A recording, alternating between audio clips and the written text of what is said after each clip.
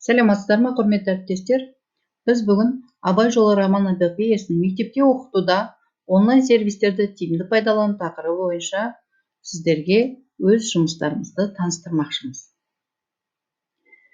Біз Google сайтта Абай жолы бойынша тапсырмалардың жинағын орналастырып қойдық. Романды оқымас бұрын алдымен оқушыға оқырман күнделігін толтыру ұсынылады. Бірнеше парақтан тұратын оқырман күнделігін толтырып біткеннен кейін оқушылар Canva сайтында бетіне иллюстрациялық мұқабасын жасап, мектептің кітапханасына шағын кітапша ретінде ұсынса да болады. Енді романды бастамас бұрын роман неліктен эпопея деп аталды?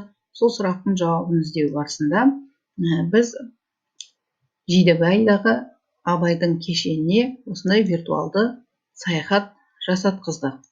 Одан кейін Семейдегі Абай мұражайына виртуалдық саяхат жасау арқылы оқушылардың айтылым дағдыларын жетілдіруге байланысты жұмыстарды орындадық.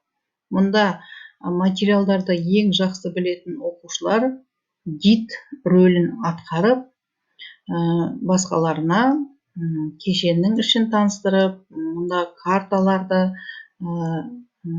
экспонаттарды қалай орналасқандықтарын барлығын таныстырып айтып өтсе де болады. Енді әрбір тарауға біз түсініктемелермен қатар сабақ презентацияларын да орналастырдық. Одан кейін әр тарау бойынша біз Google документ, яғни Google құжатта тест жұмыстарын орындатқыздық. Келесі Jambo Art деген Google'да қосымша бар. Сол Jambo Art деген қосымшада оқушылар таңдау бойынша тапсырмаларын өздері орындай алады. Мұнда плакат ретінде немесе ақыл картасы ретінде де осы жұмыстарды Jambo Art қосымшасында орындайды. Одан кейін тағы бір қызықты нәрсе бұл Google Excel'де орындалады. Мұнда әрбір топтың жұмысы, мұнда Excel'дің әрбір парақшасымен белгіленеді. Одан кейін 4 топтың жұмысы әрбір парақшада тұрғаннан кейін мұғалімге тексеріп алуда оңай. Келесі тапсырма бұл бізде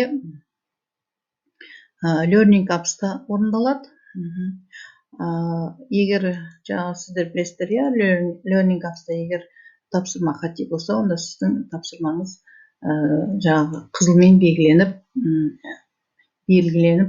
тұрады. Ар жағында енді барлық тапсырмалар, осыған ұқсас тапсырмаларды жасауға болады. Және кім орындады, орындамады, соны да байқап көруге болады. Одан кейін Jambo Art'қа ұқсас бізде Padlet қосымшасы. Бұл Padlet қосымшасында Jambo Art'қа ұқсас оқушылар өздерінің плакаттарын дейміз ба, соларды жасап рәсімдей алады. Енді ең соңында қорытынды бөлімде біз осы Canva бойынша оқушылардың иллюстрациялық жұмыстарын жасауына мүмкіндік береміз. Бұл әрі ең соңғы оқырман күнделігінің бастапқы бетін рәсімдеуіне, әдемілеуіне осы жерде Canva сайтының көмегі бар.